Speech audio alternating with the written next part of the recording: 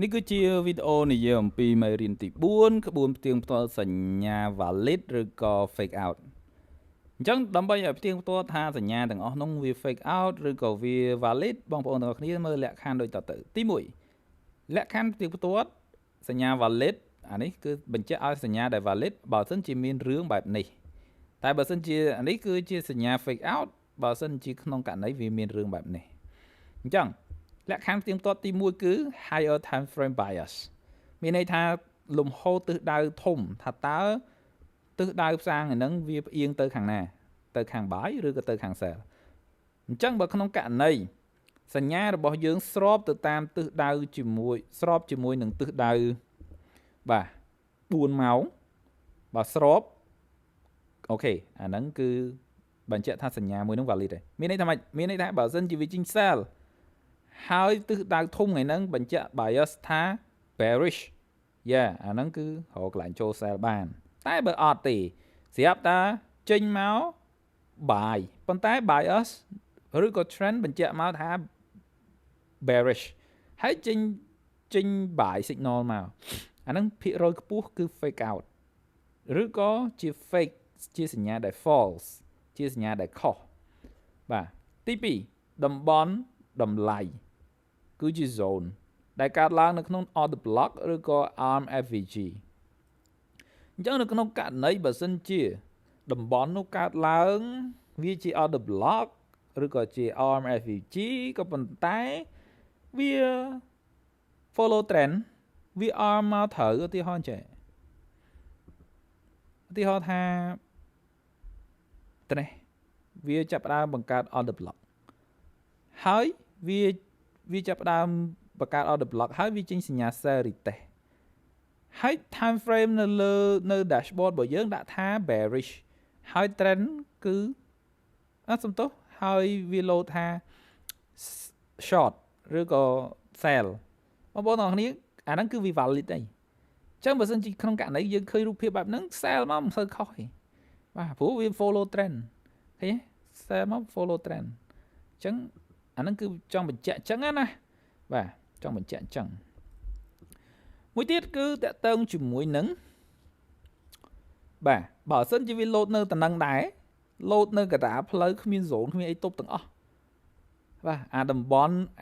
order block អីឬក៏ចេញ sell retest buy retest ប៉ុន្តែនៅពាក់កណ្ដាលទីណាអានោះគឺ fake out ហើយវាល្មិចអញ្ចេះឧទាហរណ៍ដែរណែនៅកណ្ដាលទីអញ្ចឹងនៅកណ្ដាលទីអញ្ចឹងឬឃើញ fail ទេនៅពេលវានៅកណ្ដាលទីវាអត់មានអីសោះហើយវាអត់មាន order block បង្កើតចេញមកអីវាចេញ signal មកអញ្ចឹងអានោះ fail signal ហើយណាមួយវាវិជ្រះ trend ទៀត trend bias គឺ sell តែវាចេញ buy អញ្ចឹងកុំចូលបាទកុំចូលទី3ការបដិទាន candle ឬក៏បដិទានការបិទ candle ការបិទ candle ឬក៏ candle close និយាយអានអក្សរខ្មែរយូរទៅចេញបល័យអស់ហើយបាទការបិទ candle បើសិនជាបិទ candle រួចរាល់មាន rejection ឬក៏ weak អាហ្នឹងបានសេចក្តីថាវា valid បើសិនជាបិទបើសិនជាទៀនបាទទៀននេះដោយសារតែសរសេរខុសអញ្ចឹងបានអានចេញបដិទានហ្នឹងហត់ម៉េះបដិទានណានៃនោះអូខេការបិទទៀនឬក៏ candle ហ្នឹងវាបិទ rejection មាន weak មានអីធ្វើមិនត្រូវអាហ្នឹងអូខេវា valid តែបើទៀនកំពុងរត់ណា entry bar ឬមិនទាន់បិទ candle ហ្នឹងទេហើយស្រាប់តែមាន signal មានអីចេញមកអត់មានហេតុផលទេអាហ្នឹងគឺ fake ហើយបាច់ចូលទេ follow វាកុំ follow អា fake ហ្នឹងធ្វើម៉េចឲ្យត្រូវ daily ADR អាហ្នឹងវាពាក់ព័ន្ធជាមួយនឹងកម្លាំងអាហ្នឹងមិនបាច់ខ្វល់ព្រោះខ្ញុំអត់បង្ហាញនៅក្នុងនេះផងខ្ញុំអត់បង្ហាញនៅក្នុង dashboard បាទ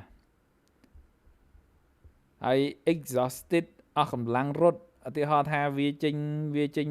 sell signal មកទៀតតែអា bias របស់យើងហ្នឹងបាទនេះថាកម្លាំងនៅក្នុងការរុញផ្សាររបស់យើងវាធ្លាក់អស់ហើយបាទ ពួកហ្នឹងគឺវានៅតែខ្ញុំអត់ចង់បញ្យល់បងប្អូនទាំងអស់វានេះវាលក្ខណៈថាវាវល់ខ្លាចបងប្អូនវល់អ្វីដែលខ្ញុំចង់បរៀនខ្ញុំចង់បរៀនដល់បងប្អូនតិចទៀតខ្ញុំបរៀនឲ្យមើលអានេះមិនបាច់មើលស្អី ADR មើលអីហ្នឹងទេវែងឆ្ងាយណាអញ្ចឹងណាអញ្ចឹងទុកប៉ុណ្ណឹងសិនទៅព្រោះអីធម្មតាយើងរៀបមេរៀនមកវានៅក្នុងនឹងស្រាប់ធ្វើមិនដល់ឥឡូវបើវាមានតាមហ្នឹងបន្តទៅទៀតមើលបន្ទុកមើលអីនេះអាហ្នឹងគឺវែងឆ្ងាយណាបាទចាំមើលទេតិចទៀតខ្ញុំបរៀនអារបៀបងាយតែនៅក្នុងការផ្ទៀងផ្ទាត់សញ្ញាគឺតែយកអាប្រហែល3ខាងលើនេះទៅគឺអូខេហើយបាទបន្ទាប់មកវីដេអូហ្នឹងខ្ញុំសរុបជាមួយនឹងចំណុចមេរៀនទី5យកតែម្ដងគឺចូលទៅដល់ GET GCH Retail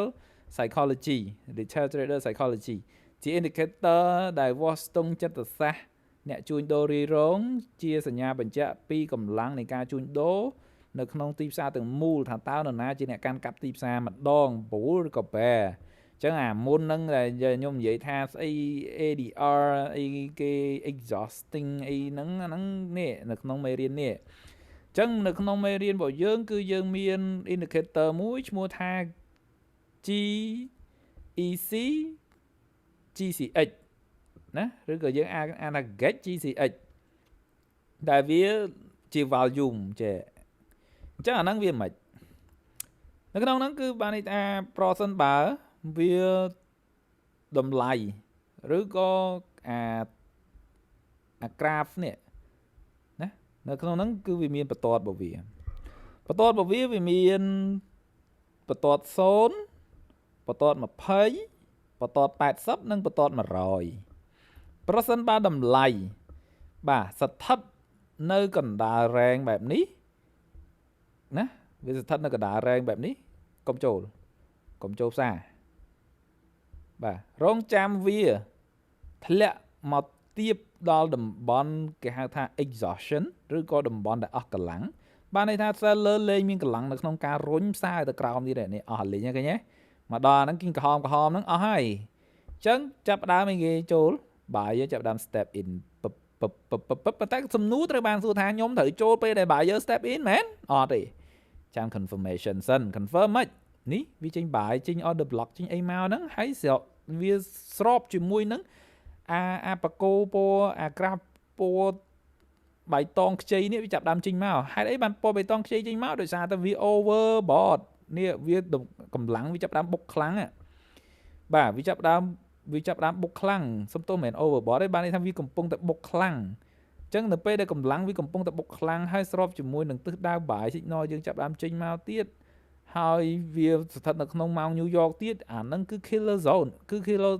គេហៅថា killer time zone គឺជាតំបន់ម៉ោងពេលដែលវាត្រូវ kill អញ្ចឹងវាចាប់ដើមផ្ទុះយកហ្មងឃើញផ្ទុះយក50 លេខទេបាទស្រាប់តែឡើងដល់លើនេះ sweep នេះទៅលើដល់ចុងនោះបង្កើត swing high មួយអស់កម្លាំងចាប់ដើមទុនដៃទុនជើងធ្លាក់ចុះមកវិញតឹកឥឡូវចិត្តងាប់ចិត្តអស់កម្លាំងហ្នឹងអូខេចិត្តធ្លាក់រហូតបន្ត20វិញនេះតែធ្លាក់ក្រោមបន្ត20ហ្នឹងបានន័យថាស្ថិតក្រោមការគ្រប់គ្រងរបស់ពួក sell វិញម្ដងហើយអញ្ចឹងយើងមកមើលមេរៀនមើលទ្រឹស្ដីរបស់យើងវិញថាវាល្មិចបើសិនជាក្នុងករណីនេះ20តូចជាងឬស្មើ20 zone ក្រោមហ្នឹងបានន័យថា retail trader panic អ្នកលក់កំពុងភ័យស្លន់ស្លោហើយលក់តែម្ដងពួកស្ថាប័នចាប់ដើមត្រៀមទិញវិញអញ្ចឹងកន្លែងហ្នឹងបានន័យថាបើសិនជាក្នុងករណីវាធ្លាក់មកដល់ហ្នឹងបានន័យថាពួក seller ចាប់ដើមបុក sell យកហើយដល់ពេលហើយអស់កម្លាំងហើយពួក institution ឬក៏ពួក bank ចាប់ដើមចូលមកបាយនៅទៅហ្នឹងចាប់ដើមបកគោពណ៌ក្រហមហ្នឹងចាប់ដើមឡើងខ្ពស់ផុតមកដល់ហ្នឹងចេញពណ៌ខៀវម្ដងចេញពណ៌បៃតងម្ដងចេញពណ៌បៃតងចាប់ដើមពួក sell buyer in control ចាប់ដើមបុកយកចាប់ដើមចេញពណ៌បៃតងខ្ចីបងពណ៌បៃតងខ្ចីបុកដល់បន្ទាត់100នេះអស់កម្លាំងធ្លាក់ចុះមកវិញអីចឹងទៅអាហ្នឹងគឺដំណើររបស់ពួក bank និងពួក retailer trader ដូចពួកយើងចឹងឃើញអាចាស់ឃើញទេចឹងណាដូចគ្នាយ៉ាអញ្ចឹងឥឡូវបងប្អូនទាំងអស់គ្នាឃើញចាក់ស្ដែងនេះនៅពេលដែលវាចាប់ដើមបុកដល់លើហ្នឹងធ្លាក់មកអស់កម្លាំងហើយអស់កម្លាំងលីងនេះអស់កម្លាំងចាប់ដើមខ្សោយទៅស្រាប់តែក្រហមបកគោក្រហមបុកចុះយកមកផ្លឹប ទោះបីខំប្រងបុកឡើងមិនទៀតក៏លេងបុកឡើងធ្លាក់ចុះយកមកប៉ុន្តែនៅកន្លែងហ្នឹងអត់មាន buy sell signal ទេដោយសារអីវាអត់ទាន់មានអីច្បាស់លាស់អត់ត្រូវ buy sell signal ចេញកើតអញ្ចឹងយើងដែលជាអ្នក trade នេះ C50 លេខឯនៅ trade នេះទៀតបិទទូរស័ព្ទដេកយកលុយចាយដកលុយចេញមកបាទអត់មានមកយកលុយទៅចាក់ចោលអីទៀតទេបាទព្រោះកុំ trade over trade បាទ trade ធម្មតាមករកលុយបានអីយកលុយទៅចាក់ចោលទៅអីទៀតអញ្ចឹងណាអូខេអញ្ចឹងយើងមើលបន្តទៀតតាក់ទងជាមួយនឹងចំណុចបាទកណ្ដាលរ៉េងកណ្ដាល20កណ្ដាល8អញ្ចឹងកន្លែងហ្នឹងគឺវាចលនាធម្មតាគ្មានអីរុញទេអាហ្នឹងម៉ោងហ្នឹងម៉ោងណាភាគច្រើនគឺម៉ោងឥឡូវនេះពីមុនគឺគេថាម៉ោងអាស៊ីឥឡូវអត់ទេភាគច្រើនគឺម៉ោងឡុងហ្នឹងគឺគ្មានស្អីទេឥឡូវក្លេកខ្លាក់កទីកតើនៅតាមហ្នឹងអត់មានតាណាទេឃើញទេកដារ៉េងហ្នឹងស្រាប់តែចិត្តដល់ម៉ោងញូវយ៉កភ្លាមគេចាប់ដើមធ្វើស៊ីនេះចាប់ដើមផ្លឹប sell យក sweep liquidity អស់បុកម៉ាំងផ្ទុះឡើងលើហោះស្ទុយអញ្ចឹងទៅអញ្ចឹងអាហ្នឹងគឺពាក់ព័ន្ធជាមួយនឹងពាក់កដារ៉េងអត់ចូលទេរកកន្លែងណារក signal ណាដែលវាពិបាកឬក៏ពីកំពូលពេលដែលយើង sell ពីកំពូលហើយបាយពីបាតយើងស៊ីបានវែងអញ្ចឹងណាចំណុចចុងក្រោយនេះគឺធំជាងឬក៏ស្មើ80 zone នៅលើតំបន់ retail trader ដែលកំពុងតែភ័យខ្លាំងកំពុងតែ FOMO ហើយព្យាយាមនៅក្នុងការទិញដេញតាមmomentum អញ្ចឹងនៅពេលដែលអ្នកលក់រីរងសម្រុកបាយដេញតាមកំពូលនេះអ្នកទិញលក់រីរងទាំងអស់ហ្នឹងគឺពួកគាត់ចាប់ដើមបុកទិញហើយពួក institution ឃើញអញ្ចឹងឆ្ងាញ់ហើយតពីលើមកក្តៀងអាលាយអញ្ចឹងយើងត្រូវយល់ពីអេយ៉ាបតនៃអ្នក trade ទាំងអស់ហ្នឹងដែរអញ្ចឹងសរុបមកវិញថាកាលណាបងប្អូនទាំងអស់គ្នាឃើញតម្លៃកំពុងតែធ្លាក់ចុះខ្លាំងបែបនេះហើយយើងបាន sell ហើយfollow មកឃើញថាកំពុងតែធ្លាក់ចុះសឹអញ្ចឹងទៀបបែបហ្នឹងមែនតែនហើយស្រាប់តែមានមកបកគោឡើងក្រហមមានបកគោឡើងខៀវវិញបិទចោលទៅកុំទុកហ្នឹងយើង TP បានហើយរងចាំមើលបើសិនជាក្នុងករណីវាចាប់ដើម buyer ចាប់ដើម step in វាចាប់ដើមវាចាប់ដើមឡើងពោបៃតងចាប់ដើមផ្ទុះយកចាប់ដើមទៅប៉ះជាមួយនឹងអីគេទៅប៉ះជាមួយនឹងបន្ទាត់80លើបន្ទាត់80ទៀតអញ្ចឹងវាចាប់ដើមបង្ហាញថាបើយកកំពុងតែបុកខ្លាំងមែនទែនបុកខ្លាំងគឺជាពេលវេលាមួយដែលវាកំពុងតែផ្ទុះខ្លាំងហើយអាហ្នឹងគឺជាពេលវេលាដែលយើងកំពុងតែ take profit បានច្រើនហ្នឹងឯងអញ្ចឹងវីដេអូហ្នឹងគឺមានប៉ុណ្ណឹងហើយវីដេអូបន្ទាប់គឺយើងនិយាយអំពីមេរៀនទី6គឺការគ្រប់គ្រងដើមទុនរបស់យើងវីដេអូនេះគឺមានប៉ុណ្ណឹងសិន